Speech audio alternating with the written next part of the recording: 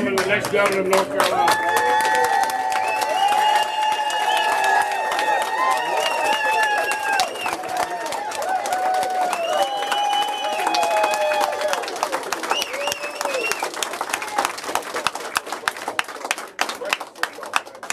Welcome to Columbus County. Thank you, sir. For the second time in North Carolina. That's right. That's right. Well, guys, thank y'all so much. As always, we give thanks to our Lord and Savior Jesus Yes, Christ. sir. Amen. Allow us to do what we do on a daily basis. Well, guys, we certainly appreciate this crowd. And is there a door? Can you close that door?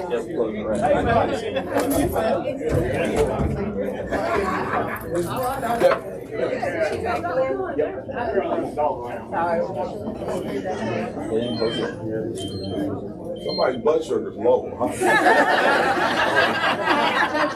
I know that sound. Somebody's eating too many French fries in here. They look good. I might join you right now too. When we're going to make diabetes supplies affordable? Huh? Me too. As a type 1, Me too. I'd like to spend less than $800 on a box of insulin. Yes, sir. Why don't you try pushing through legislation for that? We might try to do that. We can do that, and your legislatures will write the bill and pass it. We'll get it passed, and we'll sign it. Republicans have always all voted no on that. Only Democrats have voted yes for lowering. I don't know whether or not I agree with that wholeheartedly. You'd have to show me where Republicans refuse to let people pay less for medicine and more for medicine. So, yeah, that was gonna be my next statement. Nobody came here to see you, so please be quiet. Yes, sir. You guys don't like to answer good, hard questions. I get it. You just want an echo. Sit down. You get out of here. We want you to leave. That's what we want.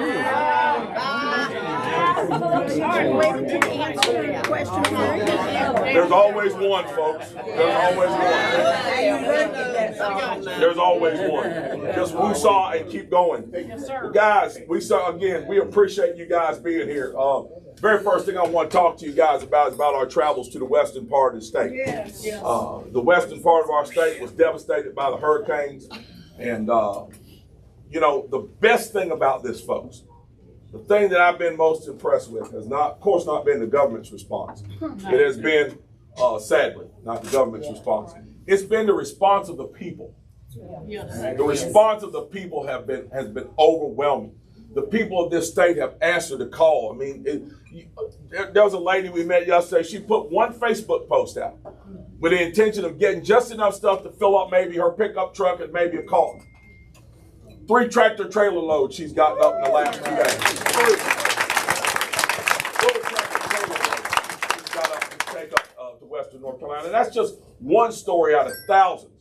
Individuals who are willing to bring their helicopters into play. I mean, you got guys flying helicopters in and out of Hickory Airport, 55 of them, owned by civilians, running like a military operation. They've got a pharmacy running out of there. They've got a triage center running out of there. They've got a food bank.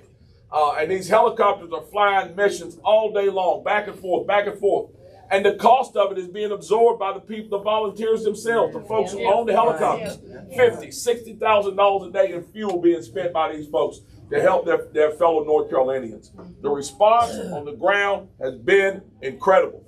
You should be extremely proud, particularly right now, to be a North Carolinian. Because North Carolinians have answered the call during this storm and stood up and done some incredible things. Ordinary people doing magnificent things, and it's a great thing to see. And that is the good news, folks. Here's the bad news. The bad news is the state has not done what it should do. Right. It has not. It has not. And it hasn't done it because of one word: politics. That's right. Politics. We have a governor in office right now. When this storm was raging, he was in New York City at a fundraiser. I want you to think about that. He was in the governor of this state was in New York City while this hurricane was tearing the western part of the state to pieces. He was at a fundraiser in New York. This guy should have been right here in the state. A reporter asked me a question, because reporters, I don't know what it is. They love to ask me questions. I don't know what it is. It's usually gotcha questions. They ask me this kind of gotcha question, like I was going to stand there and fumble around for an answer. They asked me a question, said, well, if you'd been governor, what would your response have been? My response would have been this. Before the hurricane even hit, I would have called a meeting of the Council of State. And it wouldn't have been to pass some resolution. It wouldn't have been to ask for an emergency declaration. It would have been to get the Council of State together in person and tell the Council of State this. We are the Council of State of this state. We are here to serve the people of this state. I know you may be a Democrat and I might be a Republican. These other folks, y'all got your own political parties and y'all got your own campaigns to run during this campaign season. But right now in this state, there are no parties. Right now, there are no campaigns except the campaign to save the people of Western North Carolina. And we're going to get together as a team and show a united front for the people of North Carolina. We are here for you. The game of playing politics is saying, well, if I go out there with so-and-so, they might get a little credit for their campaign and it might make it easier for them to win or might make my guy lose. Who gives a damn when people are in dire straits? Who cares? Who cares? The time for politics is over when people start dying and losing their property. The time for politics is over. And we need to stop playing politics every time you turn around. You run smack dab into politics, right into it, no matter what the issue is. It's always about politics. We got to stop that, folks. Times like right now are too crucial. I want you to think about this.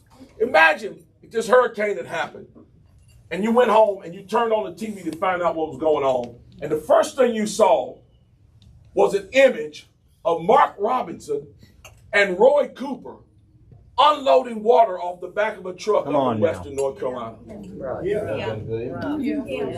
Two people who are diametrically opposed, polar opposite when it comes to politics, coming together for a common cause.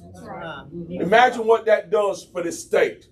Imagine this kind of standard that sets across the nation. Imagine what that kind of standard that sets in neighborhoods. You got that neighbor that's got the Trump sign, that neighbor that's got the Harris sign. They barely speak to each other because they're voting for two different people. It's ridiculous. It's ridiculous. We shouldn't be like that in this country. That's right. There was a time when we voted. You voted for who you wanted to, and I voted for who we wanted to. I wanted to, and we all sat down at the restaurant and all sat down at the school. And we all had a good time, and it didn't bother us. But we're allowing ourselves to be led around by the nose by an entity called the news media. That has allowed politics to infiltrate everything that we do. We have to push that trash aside as people. But more importantly, our elected officials have to be mature enough to do it as well. And I don't mean any harm when I say this. I mean it. Roy Cooper doesn't like me. I don't like you. You got him scared Hold on. to stay. And I don't like Roy Cooper. I don't like you either. But my political disposition with Roy Cooper does not override my duty to serve the people of this state. And if Governor Cooper calls me on the phone and says, Lieutenant Governor Robinson, I need you to go to Western North Carolina and do A, B, C, and D. Guess what I'm going to say? I'm going to say, yes, sir, Mr. Governor. Let's get this done. Let's go up here and help these people together. So that's the kind of standard you set. Guys, unfortunately, that did not happen. But what did happen was you. When people put out the call for supplies, you answered. When people put out the call for volunteers, you all answered. And you all will continue to answer that call. The focus right now, Western North Carolina, is going to shift, folks. It's going to shift.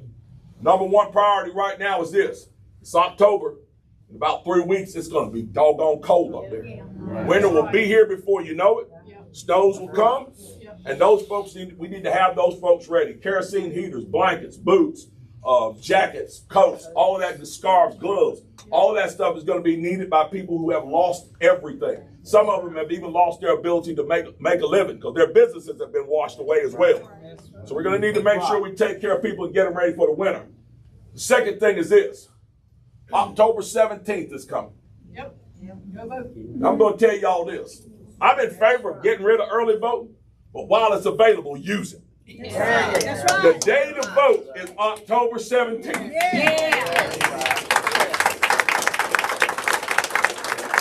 And here it is.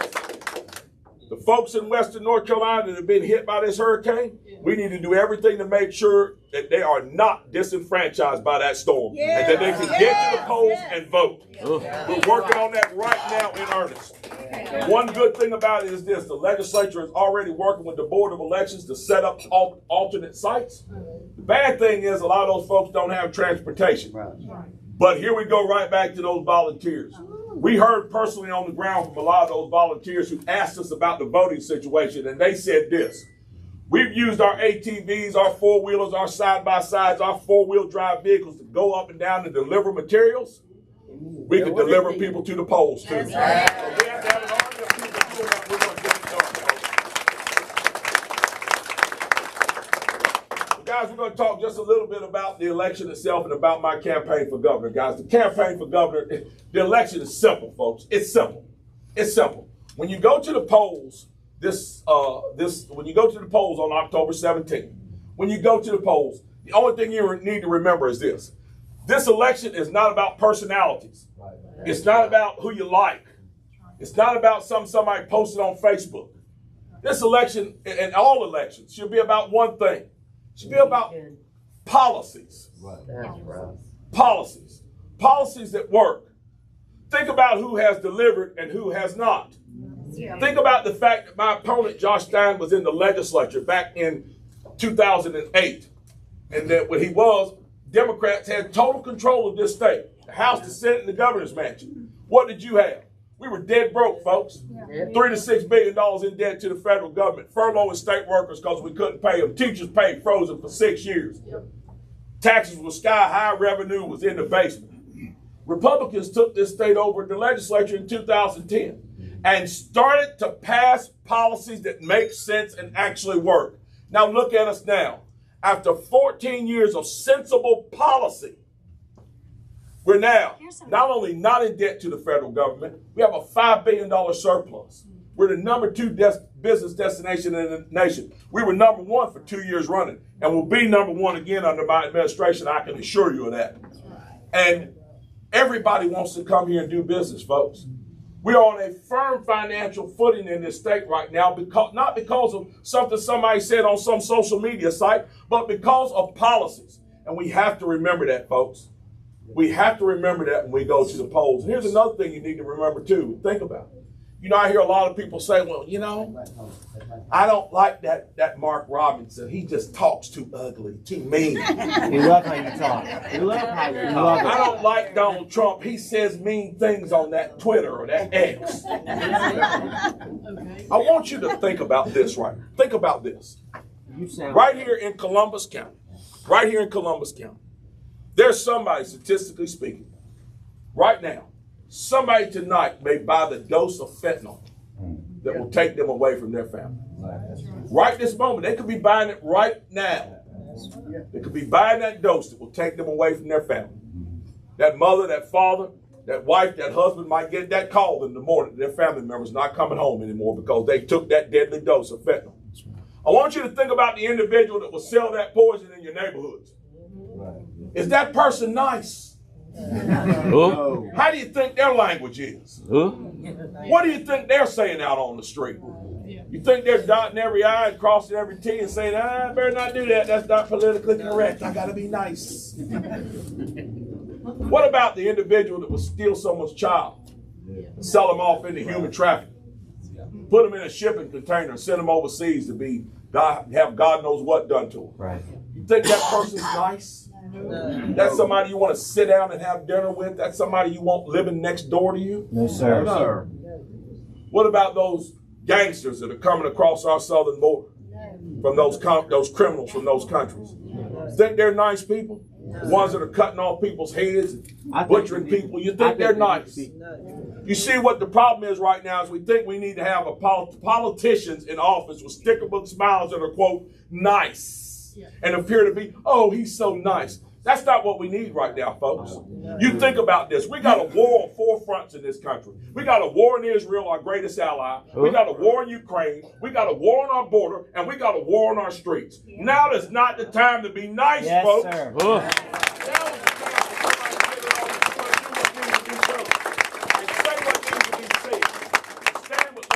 So that we can have some decent safety and security in our neighborhoods and in our nation and in our state again.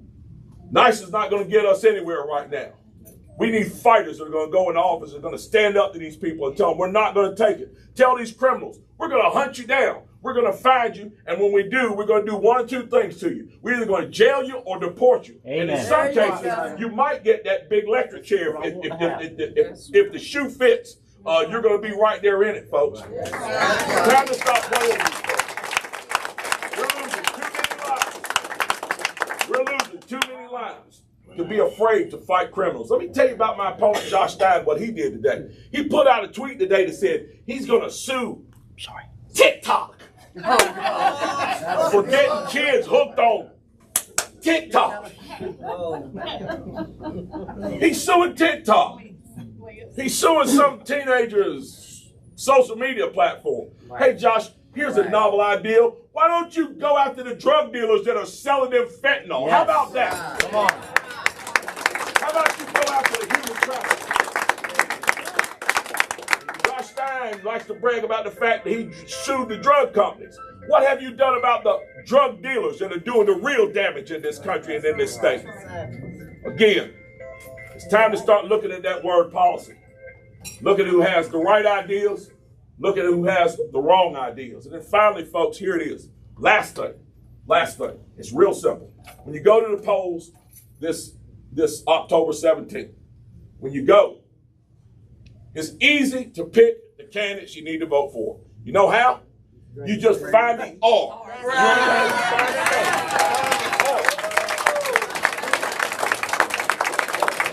All the way down the ballot, because that R doesn't just stand for Republican, it stands for right about everything. Vote Republican up and down the ballot and don't let anything get in your way of doing that. Not some Facebook post, not something somebody said to you. I don't care. From president to dog catcher. Vote Republican. That's how we get it done. God bless y'all. Thank y'all so much. We'll see y'all. Thank you.